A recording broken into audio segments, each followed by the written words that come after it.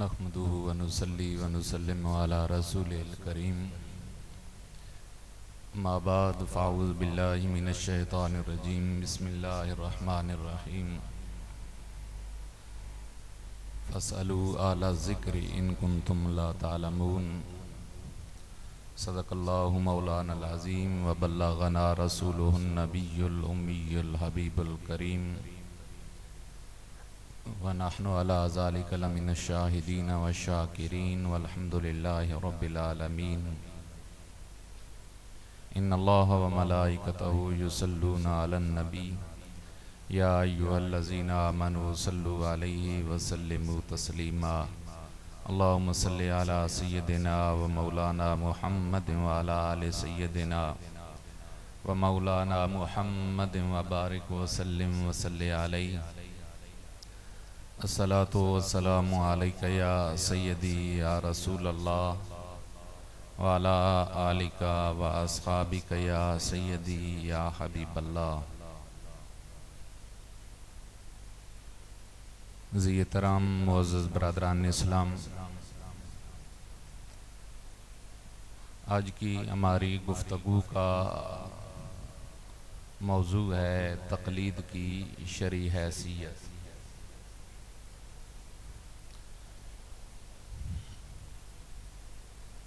آج کے دور میں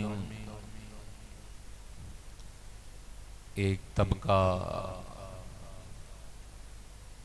جسے غیر مقلد اور اہل حدیث کہتے ہیں، ان کا موقف یہ ہے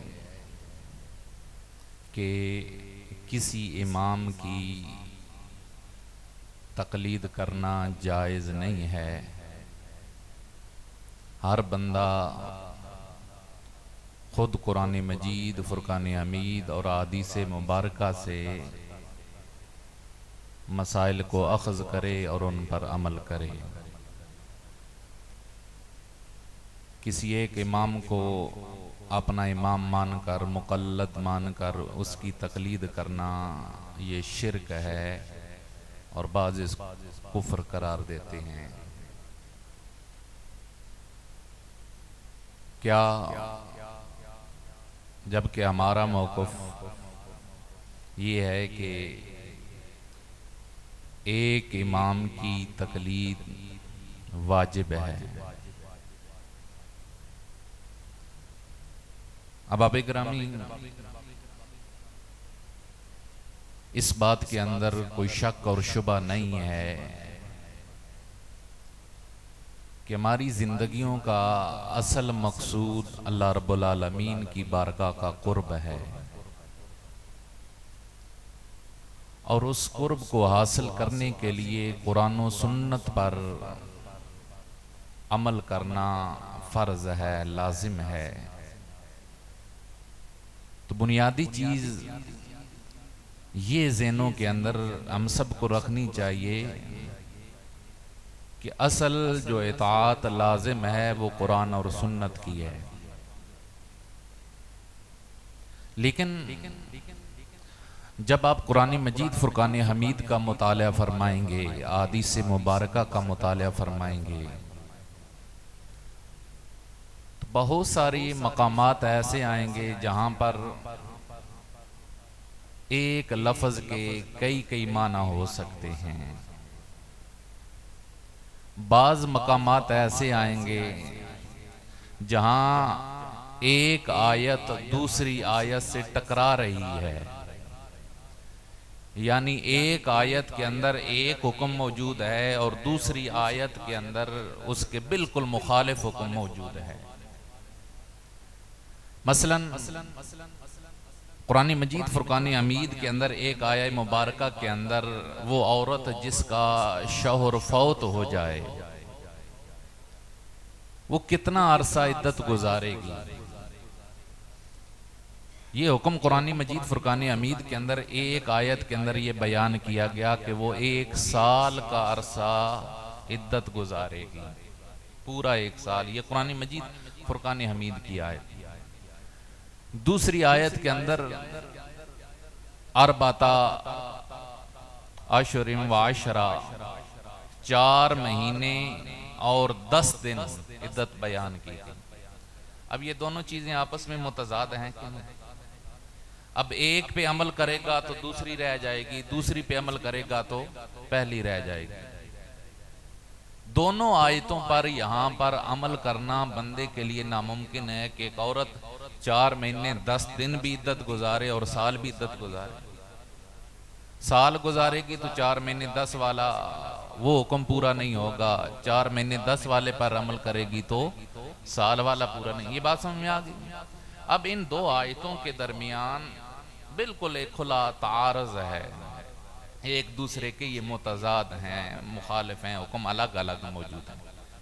اسی طرح بعض اوقات ایک لفظ ہوتا ہے، اس کے کئی معنی ہوتے ہیں۔ مثلا جو عام عورت ہے جس کو شوہر طلاق دے دے اور وہ حاملہ نہ ہو تو اس کی عدت قرآن مجید فرقان حمید نے یہ بیان کی یتربصن بانفسہن ثلاثۃ قروء، کہ وہ عورتیں 3 قروء عدت گزاریں، اپنے آپ کو روکے رکھیں 3 قروء۔ لفظ کیا بولا گیا ہے؟ قروء۔ اب لفظ قروء جو ہے اس کا ایک معنی ہے حیض، جو عورت کو ماہواری آتی ہے اس کو حیض کہتے ہیں، اور دوسرا معنی ہے طہر، جو عورت کی پاکی کے دن ہوتے ہیں اس کو طہر کہتے ہیں۔ مہینے کے بعد جو عورت کو مخصوص ایام آتے ہیں انہیں کیا کہتے ہیں؟ حیض، اور جو اس کی پاکیزگی کے دن ہوتے ہیں انہیں طہر کہتے ہیں۔ اب اس ایک لفظ کے 2 معنی ہیں۔ اب وہ عدت کیا حیض کی صورت میں گزارے گی یا طہر کی صورت میں؟ اس کی مثال یوں سمجھیں، آج ایک عورت کو طلاق ہو رہی ہے، کل اس کا حیض شروع ہو جاتا ہے، ٹھیک ہے جی؟ اب 3 طہر اگر اس کے شمار کیے جائیں تو جب ایک حیض آیا اس کے بعد اگلا طہر آیا، اس کے بعد حیض آیا، اس کے بعد اگلا طہر آیا، تو وہاں پر جا کر طہر والی عدت تو مکمل ہو جائے گی۔ لیکن جن کے نزدیک عدت حیض ہے ان کے نزدیک اگلا حیض بھی جو ہے وہ بھی کیا ہے؟ عدت کے اندر شمار ہوگا۔ اب اس میں وہ رجوع کر سکتا ہے بیوی کی طرف یا نہیں، حلال ہے یا حرام ہے، رجوع اس کا کرنا درست ہے، یعنی بہت بڑا حلال حرام کا مسئلہ بنا۔ یعنی تیسرے حیض کے اندر اگر شوہر اپنی بیوی سے رجوع کرتا ہے، طلاق 1 دی ہے، تو کیا اس کا رجوع کرنا درست ہے یا نہیں؟ اب یہ اس کے 2 معنی ہیں۔ اب قرآن مجید فرقان حمید کے اندر اس طرح کی بے شمار مثالیں موجود ہیں جن کے اندر ایک آیت دوسری آیت سے ٹکرا رہی ہے بظاہر، یا ایک آیت اس کے الفاظ کے اندر اجمال ہے، اس کے کئی معنی ہو سکتے ہیں۔ تیسرے نمبر پر کچھ آیات ایسی ہیں جن کا معنی بالکل صریح ہے، مثلا محمد الرسول اللہ، محمد صلی اللہ علیہ وسلم اللہ کے رسول ہیں۔ اس کے اندر اب کوئی سوچنے والی بالکل واضح الفاظ ہیں، وہ اللہ الذی لا الہ الا ہو، وہ اللہ جس کے علاوہ کوئی عبادت کے لائق نہیں۔ یعنی جو عقائد کے متعلقہ آیات ہیں ان کے اندر کوئی ابہام نہیں ہے۔ یا اسی طرح احکام میں بھی بہت ساری ایسے ہیں جن کے اندر کسی طرح کا مثلا یہ ہے کہ جھوٹ مت بولو، حکم ہے، اب اس کے اندر کوئی ابہام نہیں، کوئی اجمال نہیں ہے، غیبت نہ کرو، جاسوسی نہ کرو، تو 3 درجے آپ بن گئے۔ اسی طرح حدیث مبارکہ کے اندر آپ جائیں تو بہت سارا آپ کو بعض مقامات پر ٹکراؤ نظر آئے گا۔ مثلا نماز کے حوالے سے اگر میں ایک حدیث مبارکہ عرض کروں تو ایک حدیث مبارکہ میں ہے لا صلاۃ الا بفاتحۃ الکتاب، کہ کوئی بھی نماز نہیں ہے مگر سورہ فاتحہ کی تلاوت کے ساتھ۔ مطلب کیا ہوا کہ ہر نماز کے اندر سورہ فاتحہ پڑھنا لازم ہے۔ اب دوسری جو حدیث مبارکہ ہے اس کے اندر آیا، اس کے اندر اب امام بھی آ گیا، مقتدی بھی آ گیا، اکیلا پڑھنے والا بھی آ گیا، جماعت کے ساتھ پڑھنے والا بھی آ گیا، جو بھی نماز پڑھ رہا ہے اس کے لیے فاتحہ پڑھنا ضروری ہے، اس حدیث مبارکہ میں آ گیا۔ اب دوسری حدیث مبارکہ ہے کہ جس کا امام ہو تو امام کی جو قرات ہے وہی مقتدی کی قرات ہے۔ اب بظاہر ان دونوں حدیث کے اندر تضاد نظر آ رہا ہے. ایک کے اندر آیا کہ امام کے ساتھ اتنا پڑھو، دوسری میں آیا کہ سورہ فاتحہ کا پڑھنا کیا ہے، لازم ہے. تو احباب گرامی، اب جب یہ معاملہ ہے قرآن مجید فرقان حمید کے اندر، وہاں آیات کے اندر بظاہر ٹکراؤ بھی ہے، اجمال بھی ہے، یعنی ان کے متعدد معنی بھی ہیں. اب اس کی دو صورتیں بنتی ہیں. ایک تو یہ ہے کہ ہر بندہ اپنا اٹکل پچو لگائے، تکا لگائے، جو معنی سمجھ آئے اس پہ عمل کر لے. یہ ایک طریقہ بن سکتا ہے. بھائی مثلا یہی آپ انہی دو آیتوں کو ذہن میں رکھنا ہے. ایک میں عدت کتنی ہے؟ سال. دوسری میں عدت کتنی ہے؟ 4 مہینے 10 دن. اب آپ کے سامنے دیے دونوں قرآن کی آیتیں آ گئی. آپ ایک طریقہ تو یہ ہے کہ خود بخود آپ تکا لگا لیں، چل یار میں اس پہ عمل کر لیتا.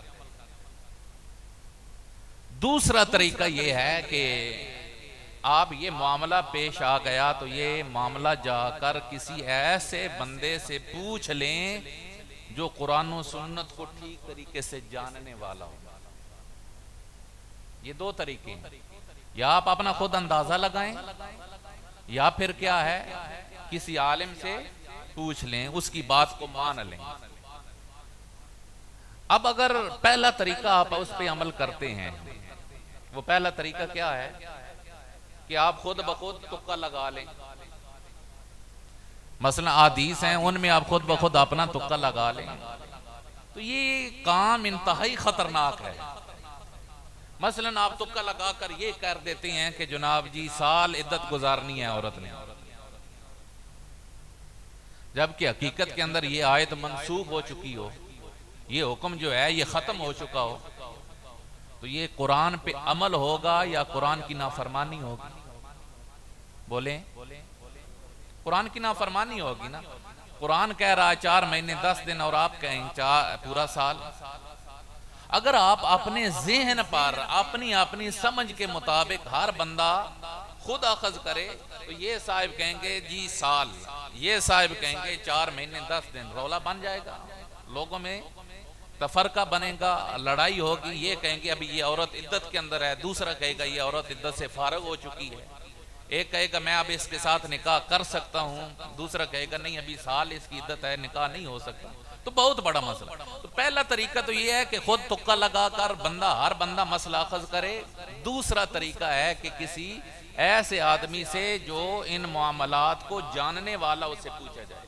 اب آپ دیانتداری کے ساتھ اللہ کے گھر میں اس سے ہٹ کر کہ میں سنی ہوں، حنفی ہوں یا اہل حدیث ہوں، اس چیز سے ماورا ہو کر آپ بتلائیں ان میں سے طریقہ اچھا کون سا ہے.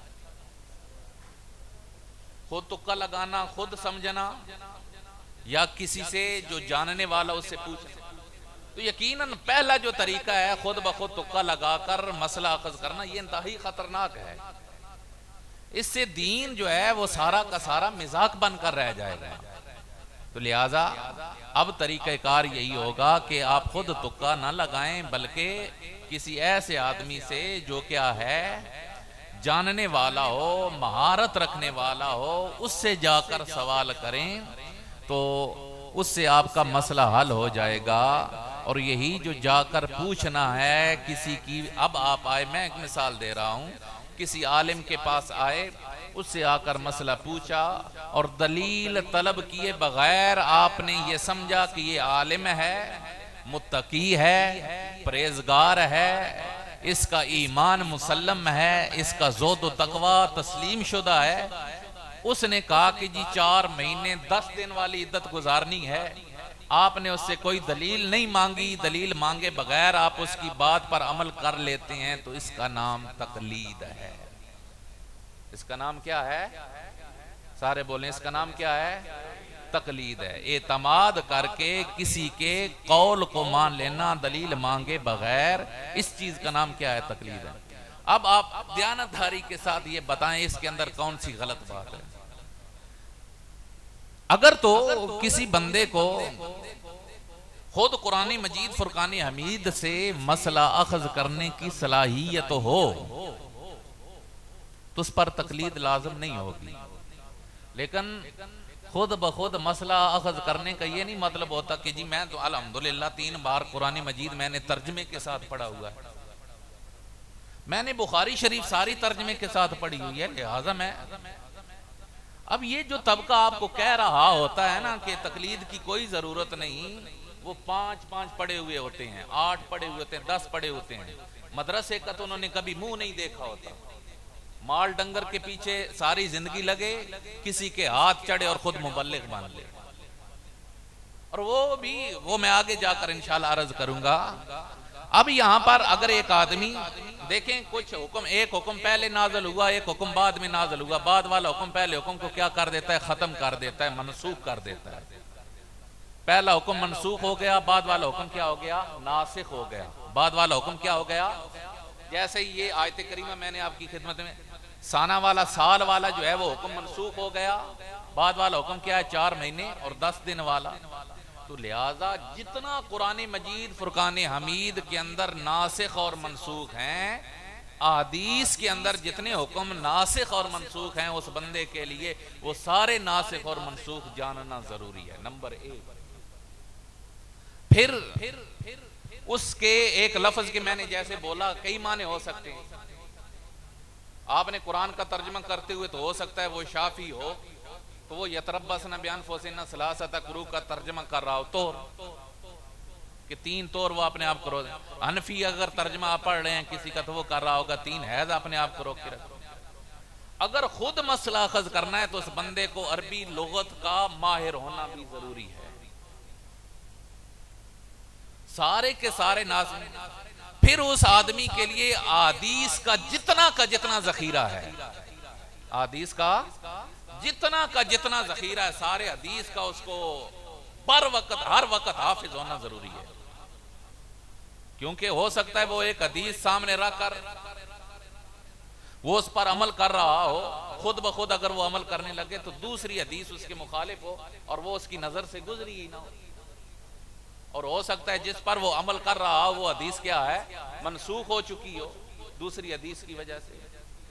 تو ذخیرہ ہے، یعنی اس پر یہ جاننا، ساری حدیث کا یاد ہونا ضروری ہے، اور پھر اس کے لیے جو اس حدیث کے جتنے راوی ہیں، حدیث کے جتنے کیا ہیں؟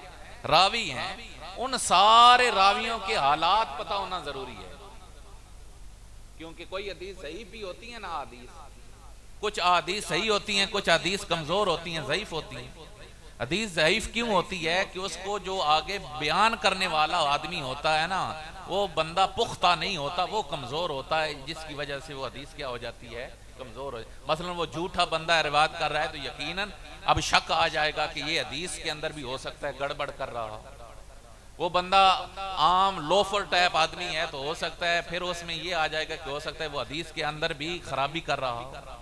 اب یہ جو معاملہ ہے یہ قابل غور ہے کہ اس آدمی کے لیے جرح و تعدیل کا علم اسے کہتے ہیں، کہ راویوں کی جانچ پرکھ کا جو علم ہے اس کا جاننا بھی ضروری ہے، ہر راوی کے متعلق، تاکہ وہ حدیث پڑھے، اس کے جتنے راوی بنتے ہیں اسے پتہ چل جائے یہ صحیح ہے، یہ صحیح ہے، یہ صحیح ہے، یہ صحیح ہے، اور اسے پتہ چل جائے یہ حدیث ٹھیک ہے۔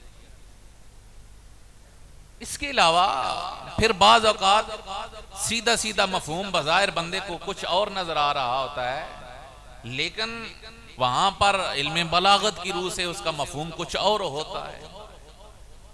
مثلا قرآن مجید فرقان حمید کے اندر جہاں پر روزے کا فدیہ ذکر کیا گیا، وہاں پر یہ حکم بظاہر سیدھا سادہ موجود ہے کہ جو لوگ استطاعت رکھتے ہیں وہ روزے کا فدیہ دے دیں۔ حالانکہ حکم کیا ہے کہ جو روزے کی طاقت نہیں رکھتا وہ روزے کا فدیہ دے، لیکن قرآن مجید فرقان حمید کے اندر سیدھے الفاظ ہیں کہ جو استطاعت رکھتے ہیں وہ روزے کا فدیہ دیں۔ اب یہاں پر لا معذوف ہے، یا یہ والا معنی کیوں اختیار کیا گیا؟ یہ ہر بندے کے لیے جاننا، از خود جاننا ممکن نہیں۔ اب آپ ایمانداری سے بتلائیں، کوئی ہے آج کے دور میں ایسا بندہ جس کو ہر راوی کا پتہ ہو؟ کوئی ہے ایسا آدمی جس کو تمام تر ذخیرہ احادیث معلوم ہو؟ کوئی ہے ایسا آدمی جس کو جو قرآن مجید فرقان حمید کی 300 آیات احکام کے متعلق ہیں، وہ ساری کی ساری آیات ہر وقت اس کے ذہن کے اندر موجود ہوں؟ کوئی ہے ایسا بندہ جس کو تمام احادیث بیک وقت یاد ہوں؟ تقریباً قرآن سے جو ماخوذ علم ہے وہ کم از کم علماء نے فرمایا 30 علوم قرآن سے ماخوذ ہیں. وہ 30 کے 30 علوم کا بندے کا ماہر ہونا ضروری ہے. اگر آپ کہیں کہ جی تقلید جو ہے یہ غیر شرعی ہے، جائز نہیں ہے، ہر بندہ خود نکالے، تو میرا بھائی آپ کو ساری زندگی پھر یہی کام کرنا پڑے گا، روزگار والا نہیں کر سکتے. میں بھی دین پڑھنے میں لگ جاؤں، آپ بھی دین پڑھنے میں لگ جائیں، سارے کے سارے دنیا کے کام دھندے چھوڑ کر ہر بندہ ساری زندگی دین میں لگا دے، پھر بھی ہو سکتا ہے ہم یہ سارا کوئی یاد نہ کر سکے. اب ساری زندگی لگانے کے باوجود بھی جب ہم حاصل نہیں کر سکتے تو پھر قرآن مجید فرقان حمید نے ہمیں راستہ دیا، قرآن مجید فرقان حمید نے ہمیں طریقہ دیا. قرآن کہتا ہے فَلَوْلَا نَفَرَ مِن كُلِّ فِرْقَةٍ مِّنْهُمْ طَائِفَةٌ لِيَتَفَقَّهُوا فِي الدِّينِ وَلِيَنذِرُوا قَوْمَهُمْ إِذَا رَجَعُوا إِلَيْهِمْ لَعَلَّهُمْ يَحْذَرُونَ. فرمایا کہ لوگوں میں سے، ان کے جماعتوں میں سے ایک گروہ ایسا ہو جو دین کے اندر فقہ حاصل کرے، دین کے اندر سمجھ بوجھ حاصل کرے، خود دین کے اندر سمجھ بوجھ حاصل کرے، اور پھر جب دین سیکھ لے اپنی قوم کی طرف جا کر لوٹ کے آئے تو وہ ان کو اللہ کے احکام سے ڈرائے. قرآن نے یہ نہیں کہا کہ ہر بندہ جا کر دین حاصل کرے، کیا کہا گیا؟ ایک گروہ جا کر دین حاصل کرے اور وہ اپنی قوم کی طرف جنہوں نے دین نہیں سیکھا ان کی طرف جب لوٹ کر آئے تو انہیں آ کر کے آئے ڈرائے تاکہ وہ اللہ سے ڈرنے والے بن جائے. اب اس آیت کریمہ کے اندر بھی وہ لوگ جو دین کا علم رکھنے والے ہیں ان کی تقلید، ان کی بات کو ماننے کا حکم دیا جا رہا ہے. تو قرآن مجید فرقان حمید کی اس آیہ کیا ہے؟ ثابت ہو رہا ہے.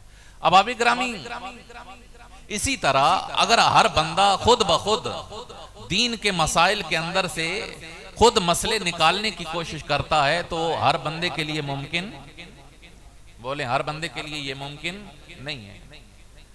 بعض ایسے درجے میں ہوں گے جنہیں قرآن سیدھا پڑھنا بھی نہیں آتا، بعض ایسے ہوں گے جو پڑھ تو لیتے ہیں ترجمہ نہیں آتا، بعض ایسے ہوں گے ترجمہ آتا ہے لیکن اس کے کتنے معنی بنتے ہیں وہ نہیں پتا ہوگا، بعض کو یہ نہیں پتا ہوگا کہ یہ حکم منسوخ ہو چکا ہے یا نہیں ہو چکا. تو اس لیے ہر بندے کے لیے قرآن سے خود مسائل نکالنا ممکن نہیں ہے. اس لیے یہ ضرورت پڑی کہ جو لوگ دین کا علم حاصل کر چکے ہیں، دین کی فقاہت رکھتے ہیں، دین کی سمجھ بوجھ رکھتے ہیں، جو لوگ نہیں پڑھے ہوئے وہ جا کر ان سے کیا ہیں؟ سوال کریں.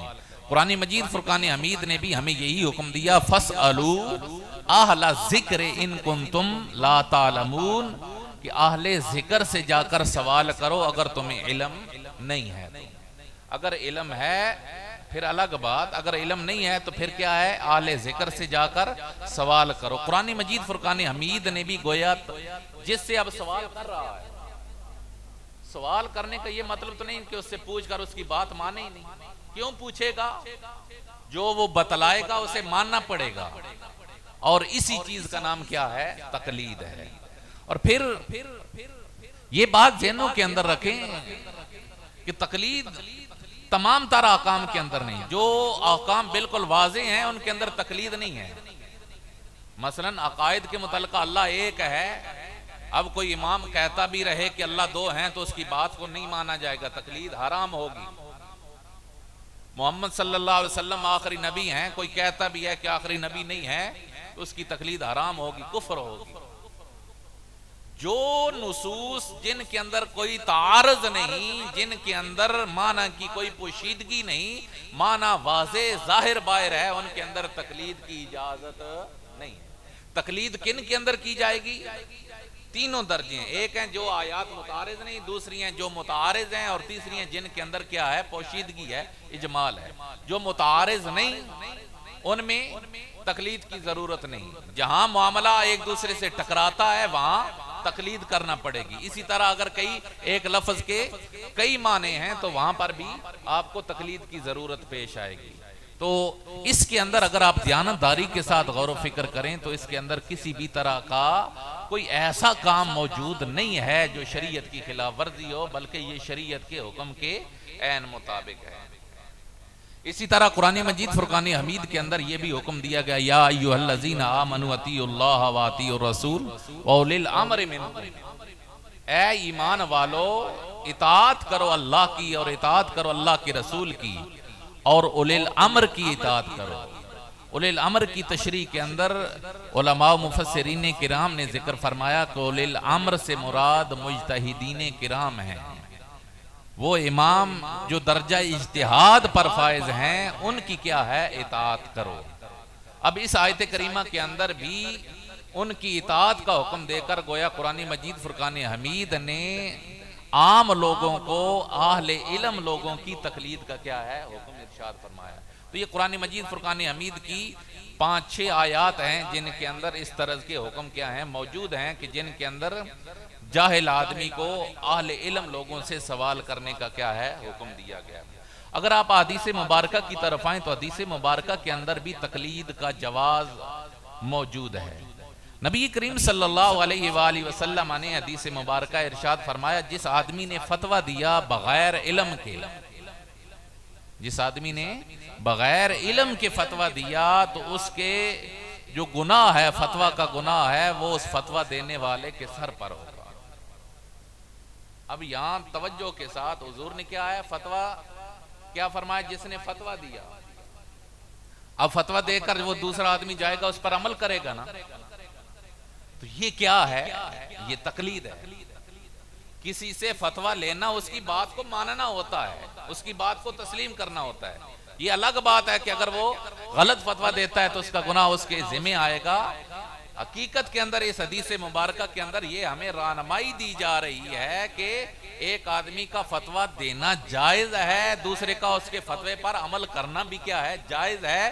اب جو فتویٰ دینے والا ہوگا وہ مقلد، اس کی تقلید کی جا رہی ہوگی، جو فتوے پر عمل کر رہا ہوگا وہ مقلد ہوگا، وہ تقلید کرنے والا ہوگا۔ اس حدیث مبارکہ کے اندر اور خود جناب سید حضور رحمت عالم صلی اللہ علیہ وآلہ وسلم نے حضرت معاذ بن جبل رضی اللہ تعالیٰ عنہ کو جب یمن کی طرف قاضی بنا کر بھیجا تو آپ نے ارشاد فرمایا، معاذ کس طرح فیصلہ کرو گے؟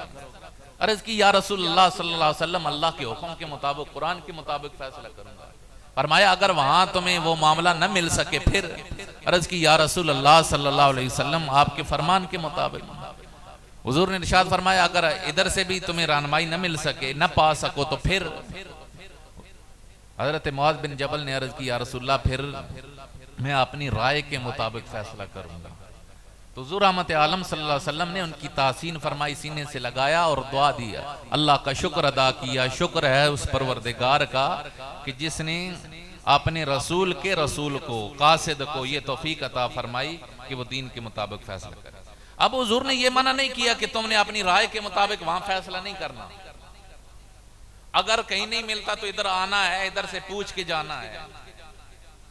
حضور نے یمن کا ان کو قاضی بنا کر بھیجا اور اہل یمن کو ان کی بات ماننے کا حکم دیا، اور اہل یمن حضرت معاذ بن جبل کے فیصلے کے مطابق ہی عمل کرتے تھے۔ یہی تقلید ہے۔ اسی چیز کا نام کیا ہے؟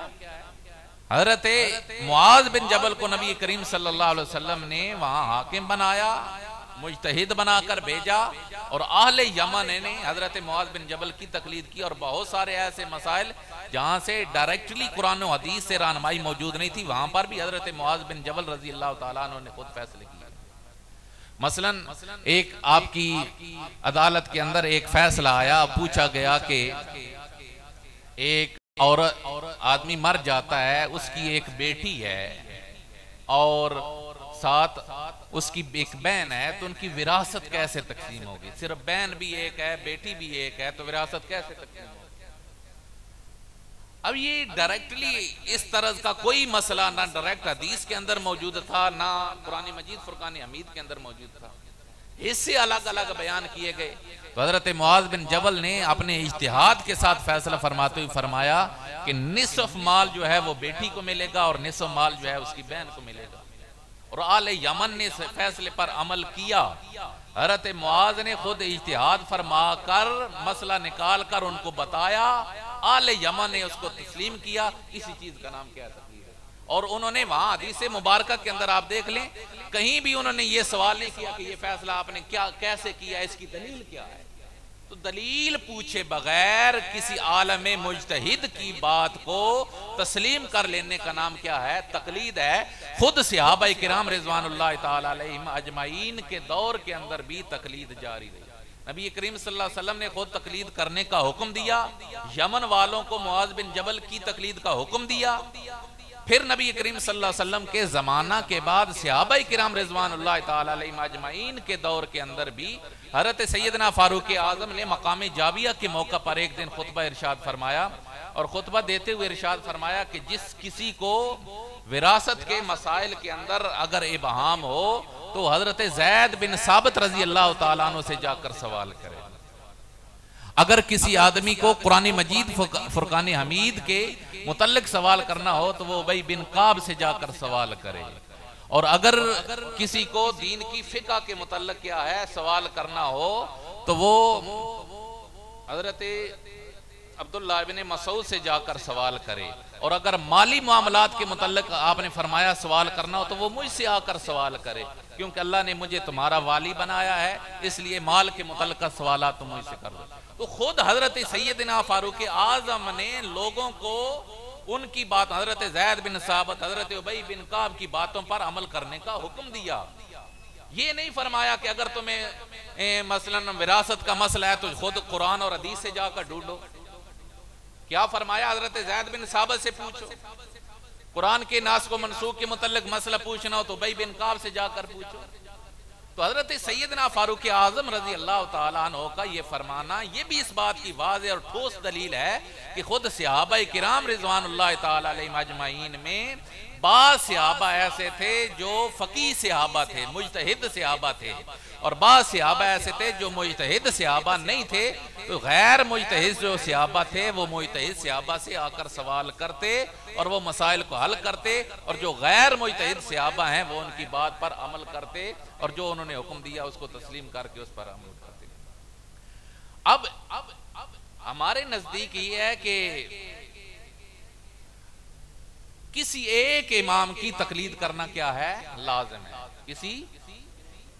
آپ یہ کہہ سکتے ہیں کہ جناب سیدنا فاروق اعظم رضی اللہ تعالیٰ عنہ نے وراثت کا مسئلہ حضرت زید سے پوچھنے کا, قرآن کا مسئلہ حضرت ابی بن کعب سے, جو فقہ کے متعلق مسئلہ ہے وہ حضرت عبداللہ بن مسعود سے پوچھنے کا حکم دیا. تو وہاں پر تو ڈھیر سارے صحابہ سے سوال کرنے کا حکم دیا گیا.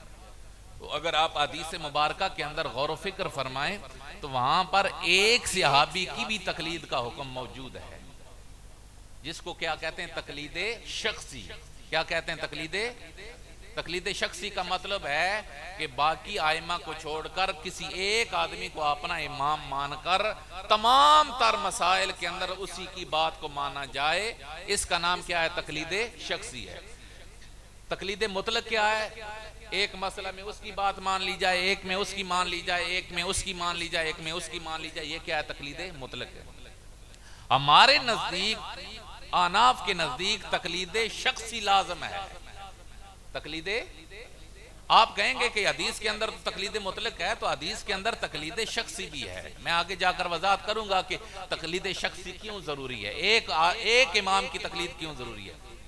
بھائی یہ سوال ہوتا ہے نا, بھائی امام مالک کی کیوں نہیں مانتے, امام شافعی کی کیوں نہیں مانتے, جب درست مانتے ہو امام احمد بن حنبل کی کیوں نہیں مانتے, صرف امام ابو حنیفہ کی کیوں مانتے ہو, تو ہم صرف ایک امام کی کیوں مانتے؟ میں اس کی وضاحت تھوڑی آگے جا کر عرض کروں گا.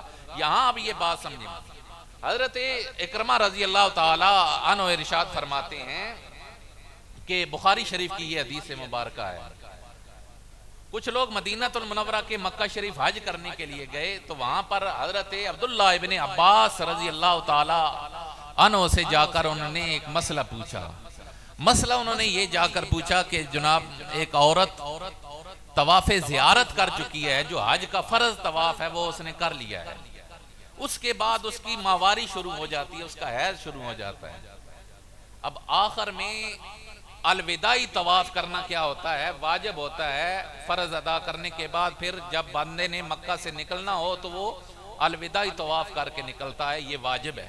انہوں نے یہ مسئلہ پوچھا کہ حضور اب اس کا حیض شروع ہو گیا، وہ طواف تو کر نہیں سکتی، کیا وہ طواف کیے بغیر مدینہ المنورہ واپس جا سکتی ہے، یا انتظار کرے اور جب پاک ہو جائے تو پھر طواف کر کے جائے؟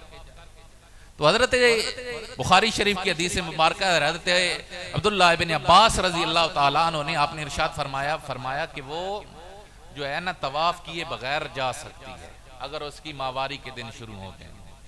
اب آل مدینہ سے جو لوگ تھے انہوں نے کہا کہ ہم اس معاملے میں آپ کی اتباع نہیں کرتے، کھلے لفظوں میں کہا، انہوں نے کہا ہم اس معاملے میں آپ کی اتباع نہیں کرتے، ہم اس معاملے میں حضرت زید بن ثابت رضی اللہ تعالیٰ عنہ جو مدینہ کے امام تھے ہم ان کی اتباع کریں گے، اور ان کا موقف یہ ہے کہ وہ طواف کیے بغیر واپس نہیں جا سکتے۔ اب توجہ سے، یہ صحابہ کے دور میں ہو رہا ہے، حضرت عبداللہ بن عباس نے یہ نہیں انہیں کہا کہ تم ایک بندے کی تقلید کو لازم کیوں پکڑ رہے ہو، جب میں تم کو بتلا رہا ہوں تو میری بات کیوں نہیں مانتے؟ حضرت عبداللہ ابن عباس کا یہ منع نہ کرنا یہ بھی اس بات کی دلیل ہے کہ تقلید شخصی صحابہ کے دور میں بھی جائز سمجھی جاتی تھی، کہ صرف اور صرف ایک امام کے قول کو مانا جائے، باقیوں کو چھوڑ دیا جائے۔ حضرت عبداللہ بن عباس نے ارشاد فرمایا جانا مدینہ المنورہ میں اور ام سلیم سے جا کر اس کے بارے میں سوال کرنا، اور پھر حضرت زید بن ثابت سے بات کرنا۔ پھر وہ مدینہ المنورہ آئے اور ان سے آ کر سوال کیا تو حضرت زید بن ثابت نے بھی اپنے موقف سے رجوع کیا اور انہوں نے بھی یہی فرمایا کہ عورت جو ہے طواف کیے بغیر واپس آ سکتی ہے۔ تو اس حدیث مبارکہ کے اندر تقلید شخصی کا جواز موجود ہے۔ اسی طرح ایک اور حدیث مبارکہ بخاری شریف کی ہی ہے، حضرت ابو موسیٰ عشری رضی اللہ تعالیٰ عنہ حضور کے صحابی ہیں، ان سے ایک آدمی نے سوال کیا، مسئلہ پوچھا انہوں نے، آپ نے فرمایا پھر بھی یہ مسئلہ حضرت عبداللہ بن مسعود سے پوچھ لینا، کوفہ کا واقعہ۔ انہوں نے جا کر حضرت عبداللہ بن مسعود سے بھی مسئلہ پوچھا، لیکن جو حضرت عبداللہ بن مسعود نے مسئلہ بتلایا وہ مسئلہ حضرت ابو موسیٰ عشری کے مسئلے کے خلاف تھا۔ وہ لوگ واپس گئے، حضرت ابو موسیٰ عشری کو کہا کہ آپ نے جو مسئلہ بتلایا تھا وہ اور ہے، جو حضرت عبداللہ بن مسعود نے مسئلہ ہمیں بتلایا ہے وہ آپ کے مسئلے کے خلاف ہے، اب ہم کیا کریں؟ آپ نے ارشاد فرمایا جب تک عبداللہ بن مسعود جیسا جید عالم تمہارے اندر موجود ہے مجھ سے مسئلے کا سوال نہ کیا کرو، جو بات عبداللہ بن مسعود تمہیں کہتا ہے اسی کی بات پر عمل کیا کرو۔ تو خود حضرت ابو موسیٰ عشری رضی اللہ تعالیٰ عنہ نے خود جید صحابی عالم صحابی ہونے کے باوجود حضرت عبداللہ بن مسعود کی تقلید کا حکم ان آل کوفہ کو ارشاد فرمایا، اور اس سے یہ بھی ثابت ہوتا ہے کہ وہ لوگ سارے کے سارے سوال کرتے تھے، سوال کرنے والا اور اس پر عمل کرنے والا مقلد ہے، جو جواب دے رہا ہے اور مسئلہ بتلا رہا ہے وہ ان کا امام ہے۔ تو وہاں تقلید کا ثبوت بھی ہے اور تقلید شخصی کا بھی ثبوت ہے کہ صحابہ کرام رضوان اللہ تعالی علیہم اجمعین بھی اپنے اپنے دور کے اندر ایک ایک امام کو بھی امام مان کر اس کی تقلید کیا کرتے تھے۔ اب یہ معاملہ کہ کیا ایک امام کی تقلید کیوں ضروری ہے؟ صحابہ بھی تو بعض ایک مسئلہ ادھر سے پوچھا، ایک ادھر سے پوچھا، ایک میں ادھر سے عمل کیا، ایک میں ادھر سے عمل کیا، یہ بڑا عام مسئلہ ہے۔ ایک امام کی تقلید کیوں ضروری ہے؟ بھائی یہ کیوں نہیں کہ اس مسئلہ میں آپ شافعی بن جائیں، اس مسئلہ میں آپ مالکی بن جائیں، اس مسئلہ میں آپ حنبلی بن جائیں، اس مسئلہ میں آپ حنفی بن جائیں، جدھر جدھر دلیل مضبوط نظر آتی ہے وہ آپ عمل کر لیں۔ ایک امام کی تقلید کیوں ضروری ہے؟ اس میں ذرا توجہ کے ساتھ یہ بات سماعت فرمائیے گا، صحابہ کرام رضوان اللہ تعالی علیہم اجمعین کا جو دور ہے وہ حضور کا دور ہے، نبی کریم صلی اللہ علیہ وسلم کے قریب تر دور ہے، وہاں پر خواہشات نفس، اپنے نفس کی خواہشات کا پایا جانا بالکل ناممکن ہے، کیونکہ ان کی تربیت رسول اللہ صلی اللہ علیہ وسلم نے خود فرمائی ہے۔ پھر نبی کریم صلی اللہ علیہ وسلم نے ارشاد فرمایا تین دور، فرمایا میرا دور، میرے سے بعد والا دور اور اس کے بعد والا دور، فرمایا یہ تین زمانوں کی حضور نے خیر کی خبر دی ہے۔ اب ان ادوار کے اندر لوگوں کے اندر زہد و تقوی زیادہ تھا، وہ اپنی خواہش کے مطابق مسئلہ نہیں تلاش کرتے تھے، وہ اللہ اور اس کے رسول کے فرمان کے مطابق مسئلہ تلاش کرتے تھے۔ جہاں انہیں زیادہ مضبوط فرمان نظر آتا وہ اس پر کیا ہے عمل کر لیتے ہیں۔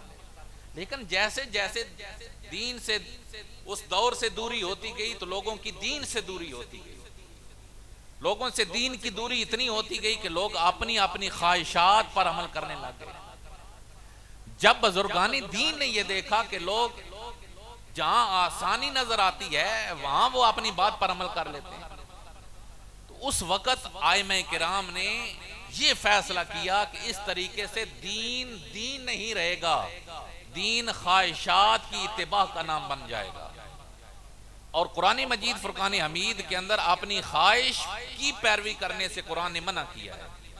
اپنی خواہشات کی پیروی یہ شیطان کی در حقیقت پیروی ہوتی ہے، اللہ اور اس کے رسول کے فرمان کی پیروی۔ اب اس میں مسئلہ کیا بنتا؟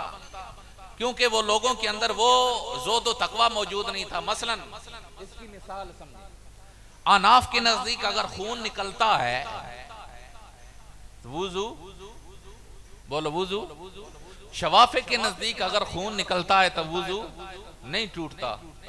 اسی طرح عورت کو چھو لینے سے، عورت کو ہاتھ لگا لینے سے بھی شوافے کے نزدیک وضو ٹوٹ جاتا ہے، ہمارے نزدیک وضو سمجھائی کوئی نہیں؟ یہ دو الگ الگ مسئلے سمجھائے نا۔ ہمارے نزدیک اس مسئلے میں پہلے مسئلے میں وضو ٹوٹ جاتا ہے، ان کے نزدیک نہیں ٹوٹتا۔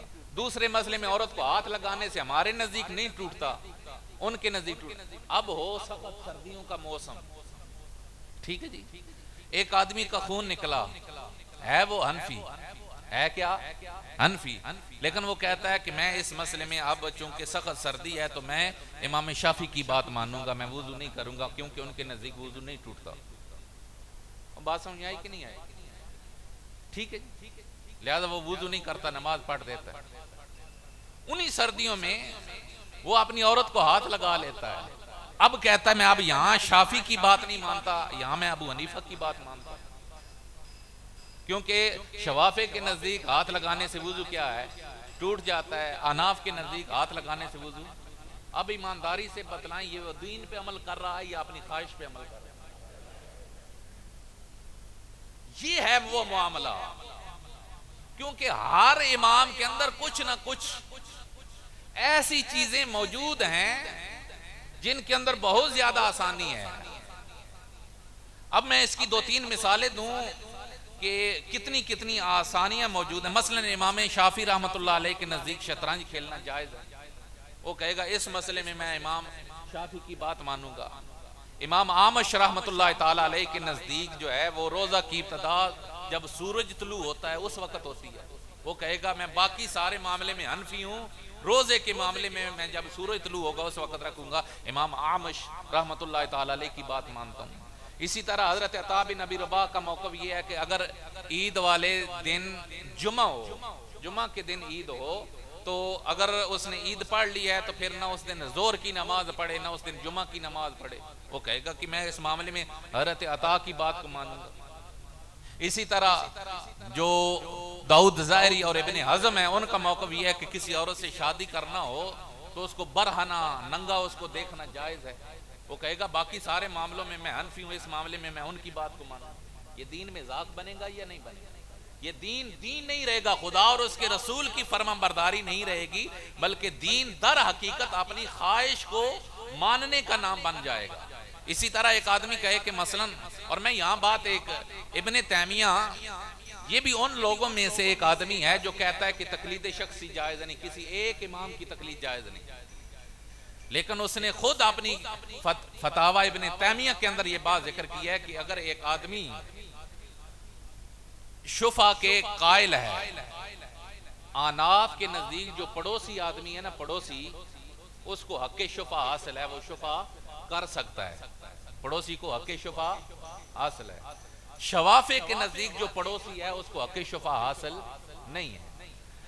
ابن تیمیہ لکھتا ہے کہ اگر ایک آدمی پہلے پڑوسی کے لیے شفا کا قائل ہے تو وہ جب خود پڑوسی ہو تو کہے میں اب حنفی ہوں لہذا مجھے حق شفا حاصل ہے، اور جب وہ خود مکان کسی کا خرید رہا ہو تو اب دوسرے نے شفا اس کے خلاف کرنا تھا، اس وقت وہ جا کر کہہ دے کہ میں شافی ہوں، پڑوسی کو حق شفا حاصل نہیں ہے۔ اور بات سمجھ میں آئی کیوں نہیں آئی؟ جب اپنے آپ کو بچانا ہو تو کہے میں جو ہے شافی ہوں تاکہ میرے خلاف شفا نہ ہو، اور جب کسی کے خلاف شفا کرنا ہو تو کہے میں حنفی ہوں، میں اس کے خلاف شفا کر سکتا ہوں۔ اسی طرح اگر ایک امام کا قول یہ ہے کہ اگر فاسق ولی ہو تو وہ نکاح کرتا ہے تو نکاح فاسد ہے، دوسرے امام کے نزدیک وہ نکاح کیا ہے؟ فاسد نہیں ہے، نکاح درست ہے۔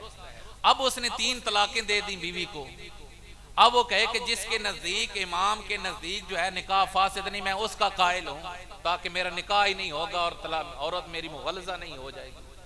جیسے آج لوگ کرتے ہیں 3 طلاقیں دیتے ہیں اور پھر دوڑتے دوڑتے جاتے ہیں، اب دوسرے کے امام کے مطابق کر لیا کہ جی 3 طلاقیں ایک مجلس کی 1 طلاق واقع ہوتی ہے۔ ابن تیمیہ خود لکھتا ہے کہ اگر اس طریقے سے کوئی کرتا ہے کہ پہلے ایک موقف کا قائل، پھر جب اپنے پہ بن پڑی پھر دوسرے موقف کا قائل، کبھی ایک کا کبھی دوسرے کا، تو وہ کہتا ہے کہ یہ خواہشات کی پیروی ہوگی، اور وہ کہتا ہے کہ امت کا اس بات پر اجماع ہے کہ اس طریقے سے تقلید کرنا جائز نہیں ہے۔ جتنے معاملات میں بھی تقلید کرنی ہے وہ سارے کے سارے معاملات کے اندر ایک ہی امام کی تقلید کی جائے، تب جا کر کیا ہے وہ آدمی نجات پا سکتا ہے۔ ورنہ جو ہے اگر ہر بندہ الگ الگ امام کی ایک مسئلے میں ایک کی، ایک میں ایک کی، ایک میں ایک کی کرے تو پھر یہ تقلید۔ اب رہ گیا یہ سوال کہ یہ 4 ہی امام جو ہیں ان کی تقلید ہی کیوں ہے؟ اور اس کے ساتھ دوسرا ریلیٹڈ سوال یہ ہے کہ جب یہ 4 امام ہیں تو چاروں ٹھیک ہیں تو چاروں میں سے ہر ایک، اس کا تو میں نے جواب دے دیا کہ تقلید شخصی ایک امام کی تقلید کیا ہے؟ لازم ہے، کیونکہ اگر ایک سب کی جائے تو وہ کیا بن جائے گا؟ خواہشات نفس کی پیروی ہو جائے گی، اور وہ جائز نہیں ہے، وہ اللہ اور رسول کے فرمان کی پیروی نہیں ہوگی۔ رہ گیا یہ کہ یہ چاروں کیوں ہیں، اس کے علاوہ کیوں نہیں؟ تو اس کی ایک سادہ سا اس کا جواب ہے کہ چونکہ یہ چاروں امام ایسے ہیں جن کا سارا علم جو ہے وہ کتابی صورت میں متون کیا گیا، ہمارے نزدیک ان چاروں کے اندر نہیں تھی۔ کوئی اور بھی امام مثلا اس دور کے جو امام گزرے ہیں ان میں سے اگر کسی کی فقہ موجود ہے تو پیروی ان کی بھی جائز تھی، لیکن آج کے دور میں نہ دوسرے ائمہ کے امام یعنی علماء موجود ہیں، نہ ان کی کتابیں موجود ہیں، تو چونکہ ان چاروں کے علاوہ کسی کی بھی فقہ باقاعدہ کتابی شکل میں لکھی نہیں گئی، اس لیے ان چاروں اماموں کی کیا ہے؟ تقلید کی جاتی ہے، کیونکہ اب ان کے علاوہ کسی اور کی ممکن ہی نہیں۔ اور پھر امت کا اب اس بات پر اجماع ہو چکا ہے کہ چاروں میں سے کسی ایک کی بھی آپ امام کی تقلید کر لیں تو یہ درست ہے، ان چاروں کے علاوہ اب مزید کسی اور امام کی تقلید کی اجازت نہیں۔ رہ گیا آخری بات، رہ گئے یہ لوگ جو بخاری حدیث میں اٹھا کر یہ دیکھو یہ ابو حنیفہ کی بات مانتے ہیں، ہم محمد رسول اللہ کی بات مانتے ہیں، اب آپ بتلائیں کہ حنفی ہونا ٹھیک ہے یا محمدی ہونا ٹھیک ہے؟ یہ بات ہم الحمدللہ محمدی ہیں اور یہ حنفی ہیں، یہ ابو حنیفہ کی بات مانتے ہیں، ہم محمد رسول اللہ کی بات مانتے ہیں۔ یہ ایک سادہ سا بہکاوا ہوتا ہے جو عام لوگوں پر ڈالا جاتا ہے، اور وہ عام آدمی جو سمجھتا نہیں وہ اس میں چلا جاتا ہے۔ بھائی ابو حنیفہ کی تقلید نہیں ہے، ابو حنیفہ کی بات ماننا در حقیقت رسول اللہ کی بات ماننا ہے۔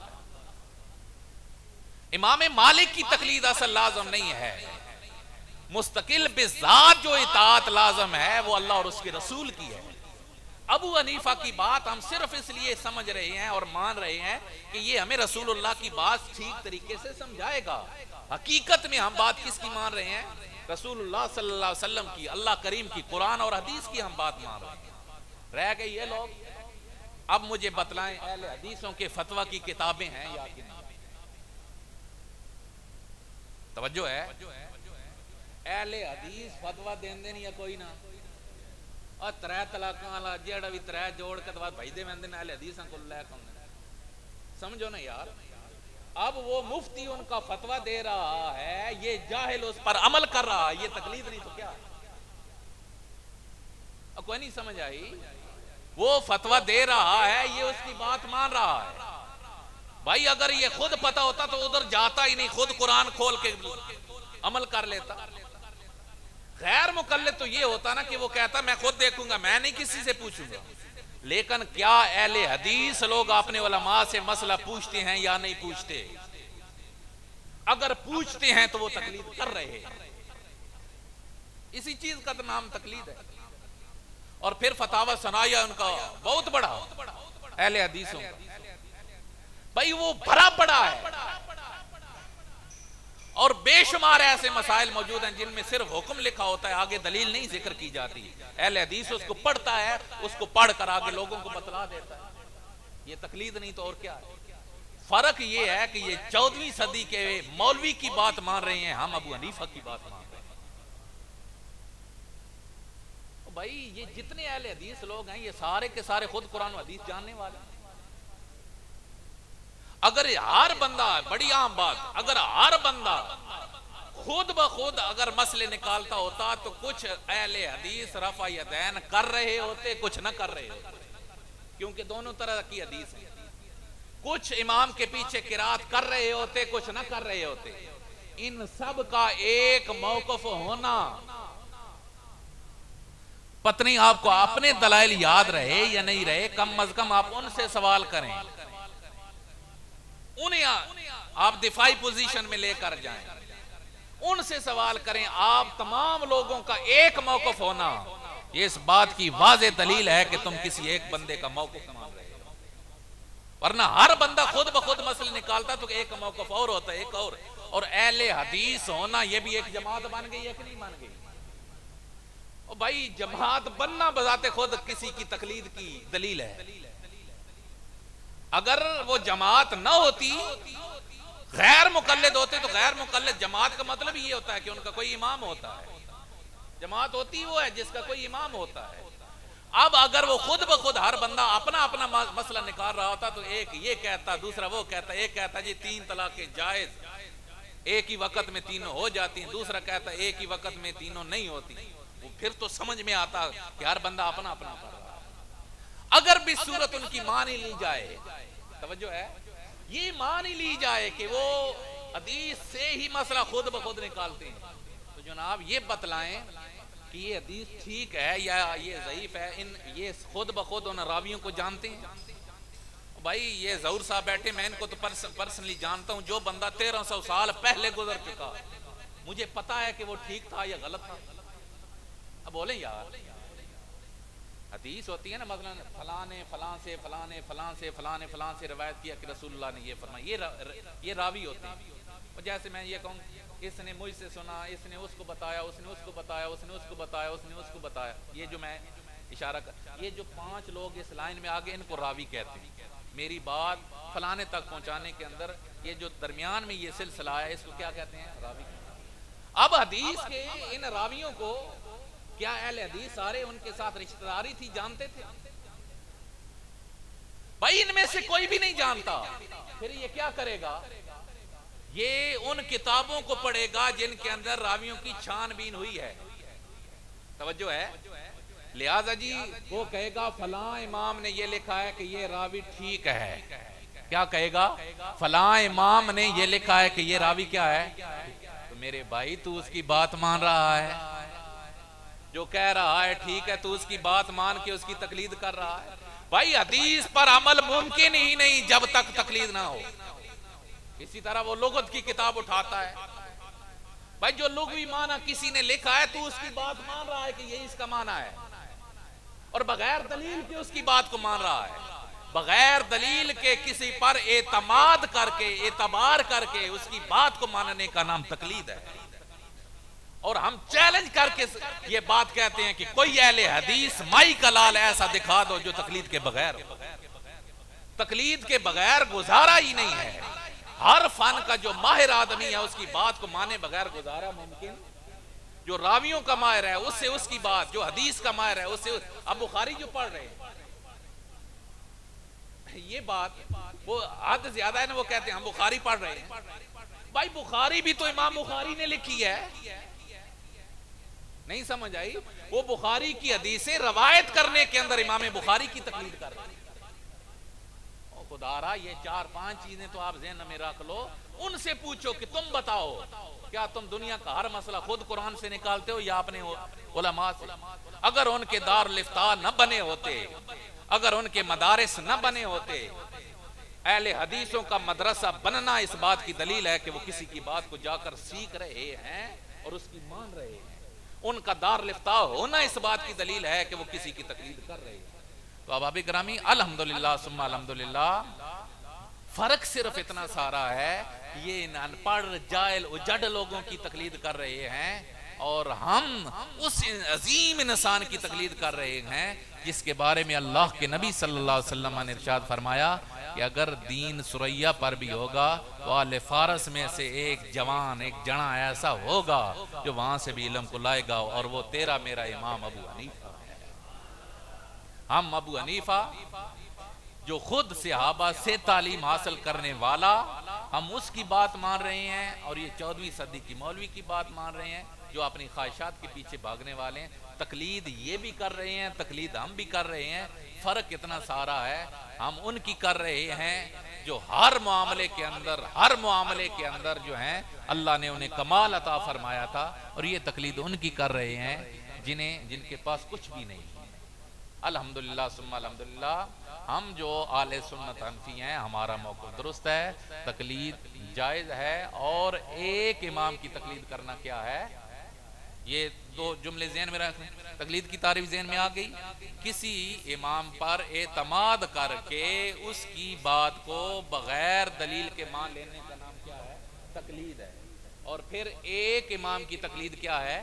واجب ہے۔ میں نے اس کی وجوہات آپ کو بتلا دی۔ اگر زیادہ اماموں کی تقلید کریں گے تو وہ خواہش کی پیروی ہوگی، وہ دین نہیں رہے گا۔ اور بحمداللہ ہمارا یہ موقف اس حوالے سے بھی ثابت ہے کہ آج کے دور میں کوئی بھی اہل حدیث، کوئی بھی غیر مقلد ایسا نہیں ہے جو خود تقلید نہیں کرتا۔ تو الحمدللہ ثم الحمدللہ اہل سنت۔ ایک سوال ہے، حیاتی مماتی طبقہ فکر کی وضاحت کریں۔ کیا مماتی لوگوں کے پیچھے نماز ہو جاتی ہے؟ اگر پہلی پڑھی ہیں تو ان کے بارے میں کیا حکم ہے؟ پوری وضاحت کریں۔ کیا یہ گستاخ رسول ہیں؟ یہ مسئلے سخت ہیں۔ دارالعلوم دیوبند سے جو متعلقہ علماء نکلے اور جو ان کی پیروی کرنے والے ہیں ان کو دیوبندی کہا جاتا ہے۔ ان میں پھر دو طرح کے لوگ ہوئے، ایک وہ جن کا عقیدہ یہ ہے کہ نبی کریم صلی اللہ علیہ وآلہ وسلم اس ظاہری وصال کے بعد اپنی قبر انور کے اندر زندہ ہیں، اور وہ اس بات کے قائل ہیں کہ اس دنیا سے جانے کے بعد اور قیامت کے برپا ہونے سے پہلے ایک اور زندگی ہے جسے حیات برزخی کہا جاتا ہے۔ تو جو قبر کی زندگی کے قائل لوگ ہیں انہیں حیاتی کہا جاتا ہے۔ آئی سمجھ؟ اور دوسرے آپ کو خود بخود سمجھ آ گئے، جو اس بات کے قائل نہیں ہیں، جو کہتے ہیں معاذ اللہ نبی مار کر مٹی میں مل گیا۔ ٹھیک ہے جی، قبر کی کوئی زندگی نہیں، کوئی عذاب قبر نہیں، معتزلہ والا عقیدہ رکھتے ہیں، وہ مماتی ہیں۔ اب ان میں پھر بہت بڑا زمین و آسمان کا فرق آ گیا۔ ٹھیک ہے جی، تو اس کے بعد پھر اگلی کیٹیگری کے اندر جو مماتی طبقہ ہے اس میں چونکہ شدت ہے، اور اگر آپ ان کے قریب کی ان کی باتیں ان کی بتلائی جائیں تو ان کا جو قریب کا امام بڑا گزرا ہے وہ سعید ملتانی تھا۔ وہ بدبخت کہتا ہے کہ مجھے لے چلو، تم کہتے ہو نبی زندہ ہے، قبر جا کر کھولو، میں وہاں چونڈی ماروں گا۔ اگر نبی نے حرکت کی تو میں مان جاؤں گا کہ وہ نبی زندہ ہے۔ اور نیچے مجمع میں بیٹھے ہوئے واہ واہ واہ واہ کیا بات ہے کہہ رہے ہیں۔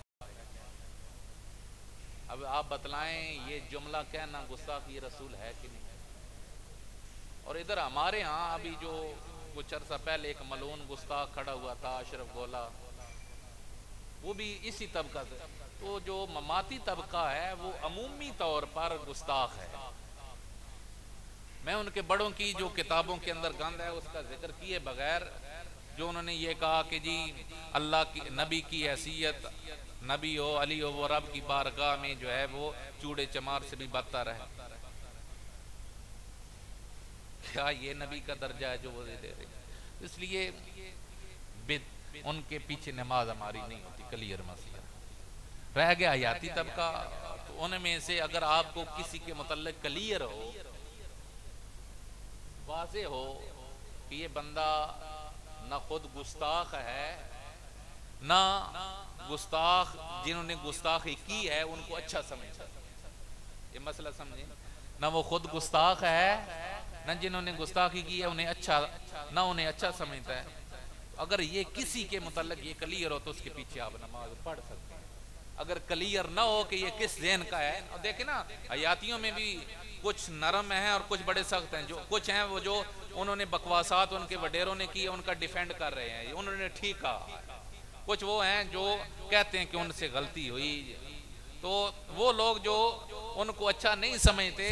باقی یہ اتنا کوئی بڑا مسئلہ نہیں ہے کہ وہ کل نہیں پڑھتا، میں کل پڑھتا ہوں، وہ نماز جنازہ کے بعد دعا نہیں کرتا، میں کرتا ہوں، وہ میلاد شریف کا جلوس نہیں نکالتا، میں نکالتا ہوں۔ یہ ایسی وجوہات نہیں ہیں کہ جن کی وجہ سے آپ کسی پر گستاخی کا فتویٰ لگائیں یا کہیں کہ اس کے پیچھے نماز جائز نہیں۔ یہ فروعی اختلافات ہیں، تو اس لیے مماتیوں کے پیچھے تو سرے سے نہیں ہوتی، کیونکہ وہ عمومی طور پر بے ادب لوگ ہیں۔ حیاتی طبقہ ان کی کیٹیگریاں ہیں، تو بہتر یہ ہے کہ اگر آپ کو کسی کے بارے میں کنفرمیشن ہو تو کہ وہ ٹھیک بندہ ہے تو پھر ہو سکتی ہے، اگر نہیں پتہ تو پھر احتیاط یہی ہے کہ آپ ان کے پیچھے بھی نماز نہ پڑھیں۔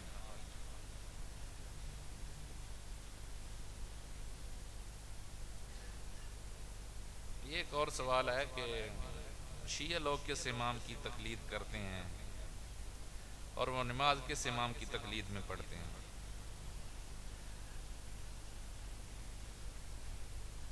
ان کے بارے میں ایک جو کتابوں کے اندر مذکور ہے نا، ویسے تو وہ فقہ جعفریہ کہتے ہیں کہ ہمارا جو ہے نا، جو ہم امام جعفر صادق رضی اللہ تعالیٰ عنہ ان کی جو ہیں ہم تقلید کرتے ہیں، لہٰذا اس وجہ سے وہ اپنے آپ کو جعفری کہتے ہیں اور فقہ جعفریہ والے کہتے ہیں۔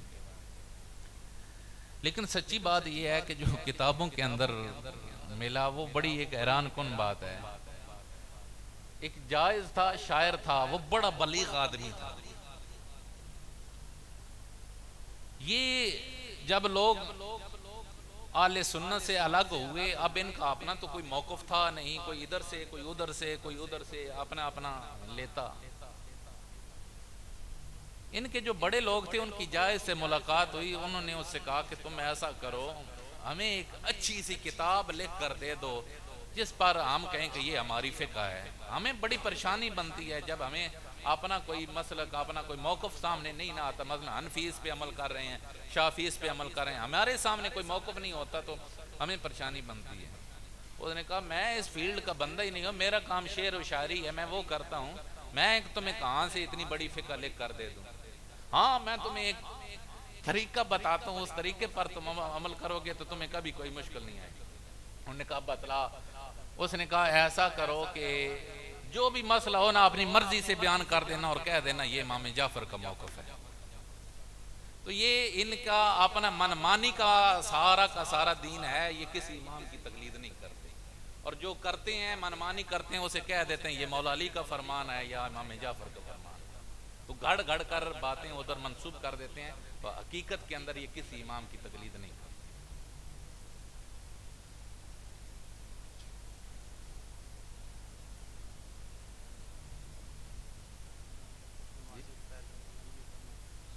میں تو بس ایک مسئلہ ہے کہ بعض مسائل کے اندر وہ ابھی ٹائم نہیں تھا، میں اگر تفصیل بیان کرتا، جو مجتہدین امام ہے نا تو وہ اس کے اندر بھی آگے درجہ بندی ہے، ایک ہوتا ہے مجتہد مطلق، ایک ہوتا ہے مجتہد فی المذہب، ٹھیک ہے، ایک ہوتا ہے اصحاب تخریج، وہ پھر آگے درجہ بندی ہے۔ یہ سوال یہ ہے کہ بعض معاملات کے اندر مثلا امام مالک کے موقع پر احناف بھی فتویٰ دے دیتے ہیں، تو وہ کیسا ہے؟ تو جو نچلے درجے کے ائمہ ہیں وہ اگر کہیں دیکھتے ہیں حالات و واقعات کے اندر دیکھتے ہیں تو در حقیقت کسی اور امام کے قول پر فتویٰ جاری کر دیتے ہیں، تو وہ حنفیت سے خارج نہیں ہوتے، وہ سارے کے سارے معاملات کا جائزہ لینے کے بعد وہ اگر فتویٰ دیتے ہیں تو وہ فتویٰ دینا درست ہے، وہ خواہش کی پیروی نہیں بنتا، وہ در حقیقت ہے، کیونکہ حضرت امام اعظم ابو حنیفہ کا خود یہ فرمان بھی ہے کہ اگر تمہیں کہیں صحیح حدیث مبارکہ نظر آئے اور وہ میرے قول کے خلاف ہو تو تمہارے نزدیک وہی صحیح حدیث مبارکہ میرا مذہب ہوگی، اور وہ صحیح حدیث مبارکہ پر جو عمل کرنے والا ہوگا وہ حنفیت سے خارج نہیں ہوگا، وہ حقیقت میں امام صاحب کی بات اور ان کے قاعدے کو ہی مان رہا ہے۔ تو مثلا اب بہت سارے مسائل میں امام ابو یوسف امام محمد کا موقف الگ ہے، امام اعظم ابو حنیفہ کا موقف الگ ہے، تو کیا امام ابو یوسف اور امام محمد حنفی نہیں ہیں؟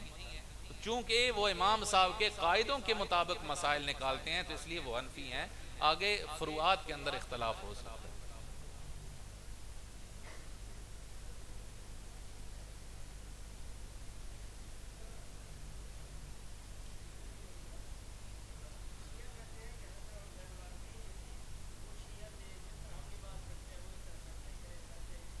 میں نے آپ کو ان کی حقیقت آپ کے سامنے بیان کر دی ہے، آگے وہ جو کہتے ہیں وہ ٹھیک ہے۔ بات سمجھ آئی کہ نہیں؟ بات یہ ہے نا کہ جو حدیث کے نکالنے کے اندر تدبر اور غور و فکر ہمارے آئمہ نے کیا اہل سنت کے، وہ ادھر نہیں ہے، تو وہاں پر وہ اپنی خواہشات کے مطابق باتیں بناتے گئے اور وہ سارا کہ جی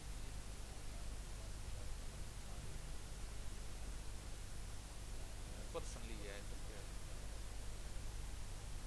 بھائی، جن ساتھیوں نے وضو کرنا ہے وہ وضو بنا لیں۔ حضرت امیر معاویہ کے بارے میں جو لوگ بغض رکھتے ہیں ان کے بارے میں کیا حکم ہے؟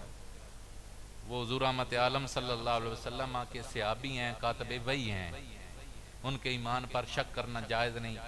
رہ گئی حضرت علی کے ساتھ ان کی جنگیں تو وہ ان کی اجتہادی غلطی تھیں، اور اجتہادی غلطی مجتہد کی معاف ہوتی ہے، اس پر بھی اس کو درجہ ملتا ہے، تو اس لیے حضرت امیر معاویہ کو قطعاً کسی بھی طور پر برا بھلا کہنا جائز نہیں ہے۔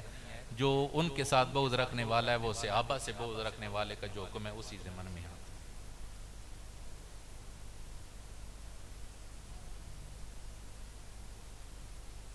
ایک سوال ہے، اس کو ویسے میں جواب دے دوں، امام اعظم ابو حنیفہ کی پیروی کیوں کرتے ہیں، امام شافعی یا کسی اور کی کیوں نہیں کرتے؟ تو ہمارے نزدیک کسی ایک امام کی پیروی جائز ہے، چاہے شافعی بن جائیں، چاہے مالکی بن جائیں، چاہے حنبلی بن جائیں، چاہے حنفی بن جائیں، کسی کی بھی ایک کی بھی جائز ہے۔ ہم کیوں انہیں کہتے ہیں؟ ہمارے نزدیک چونکہ جتنا تقوی، زہد، پارسائی اور دین کی سمجھ بوجھ حضرت امام اعظم ابو حنیفہ اور آپ کی فقہ کے اندر موجود ہے، ہر اعتبار سے باقی فقہوں پر ان کو ترجیح حاصل ہے، اس لیے ہم امام اعظم کی تقلید کرتے ہیں۔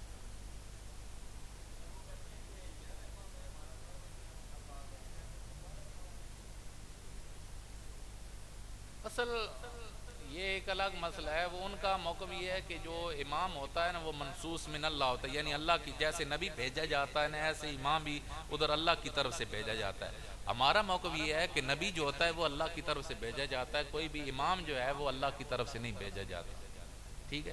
ہمیں ان 12 کو بھی مانتے ہیں جن کو وہ مانتے ہیں، سارے کے سارے آل رسول میں سے وہ ہیں، ٹھیک ہے جی؟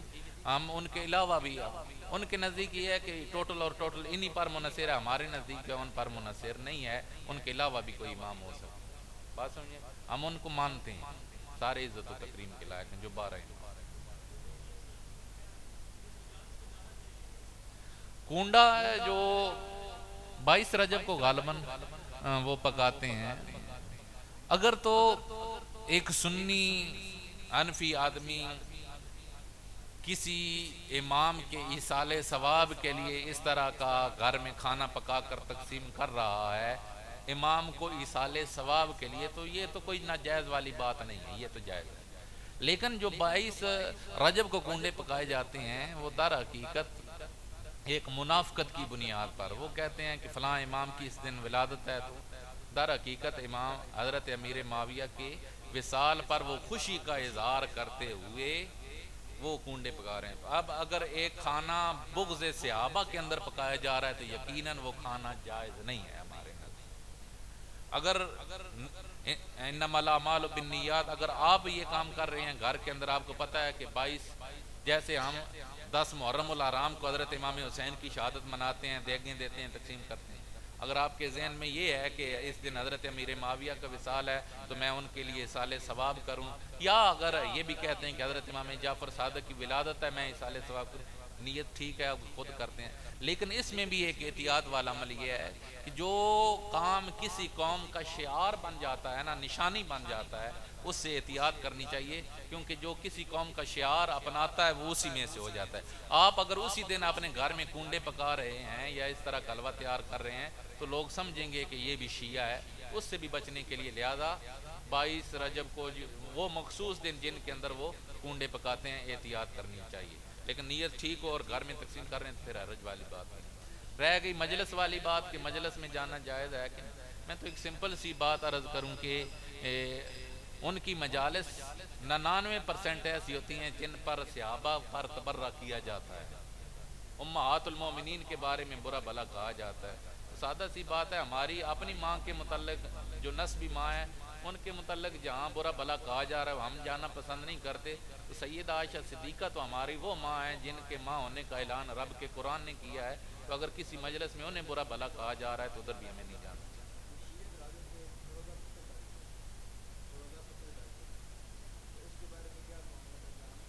واللہ عالم وہ کس نیت کی بنیاد پر ڈالتے ہیں۔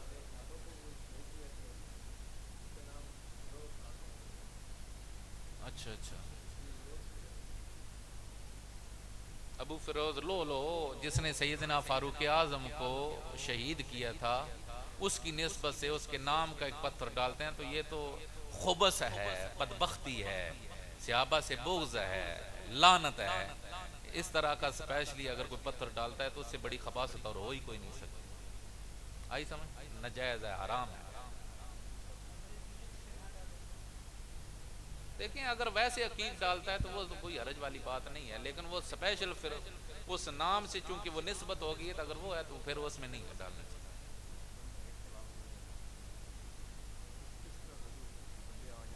بھائی پھر آپ نماز میں لیٹنا ہوں، جو ساتھی وضو کرنا چاہتے ہیں وہ وضو والا بھی عمل کرنے، ہم آہستہ آہستہ یہاں۔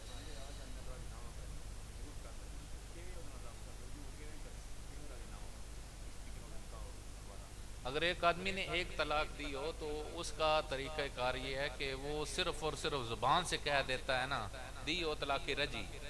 طلاق رجی یہ ہوتا ہے کہ سیدھے سیدھے لفظوں کہ میں نے طلاق دی، آگے یہ ضربے نہ ہوں کہ میں نے فارغ کیا تو میرے عقد نکاح سے فارغ ہے، اس طرح کا لفظ ساتھ نہ، صرف کہا ہو کہ میں نے تجھ کو طلاق دی، تو اس صورت کے اندر یہ ہے کہ وہاں پر صرف وہ دو آدمیوں کی موجودگی میں کہہ دے کہ میں نے رجوع کیا تب بھی درست ہے، بیوی سے جا کر وطی کر لے تو وہ بھی رجوع ہو جائے گا عدت کے اندر اندر، اور اگر عدت گزر جائے تو پھر اس کے لیے سمپل نکاح کرنا ہے، اور اگر 3 طلاقیں دے دی ہیں تو پھر وہ عمل حلالہ جو ہے اس کے بغیر نہیں ہوگا۔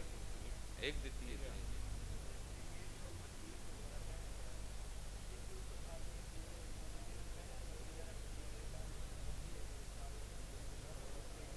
اللہ ہے، سارے معاملات کا اللہ ہے، ان پتھروں کے اندر کوئی ان کے نہ طاقت ہے نہ حیثیت ہے، سارے معاملات کا مالک اللہ ہے، اسی پر بھروسہ کرنا چاہیے، باقی اگر کوئی زیب و زینت کے لیے اتنا استعمال کرتا ہے تو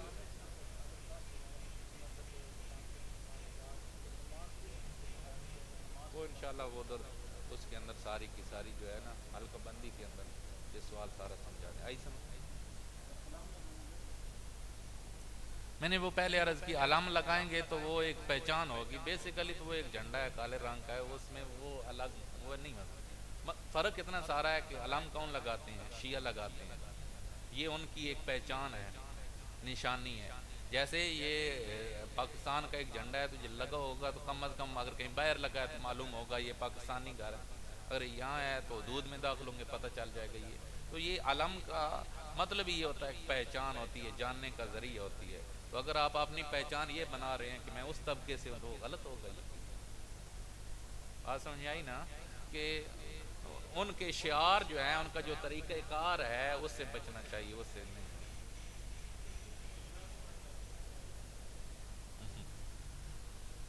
رولے والے مسئلے کوئی زیادہ شیعہ کی کیٹاگریاں ہیں، ان کیٹاگریوں کے اندر مثلا ان میں وہ بھی ہیں شیعوں کے اندر جو حضرت علی کو خدا سمجھتے ہیں، وہ بھی ہیں جو کہتے ہیں یہ قرآن پورا نہیں ہے، 10 پار بکری کھا گئی، وہ بھی ہیں، ٹھیک ہے، ان میں وہ بھی ہیں جو اس بات کے قائل ہیں کہ جو حضرت علی ہے، ان کی فضیلت نبیوں سے زیادہ ہے، نبی ان کے در کے سوالی ہیں. اس طرح کے جو لوگ ہیں وہ بالاتفاق کافر ہیں.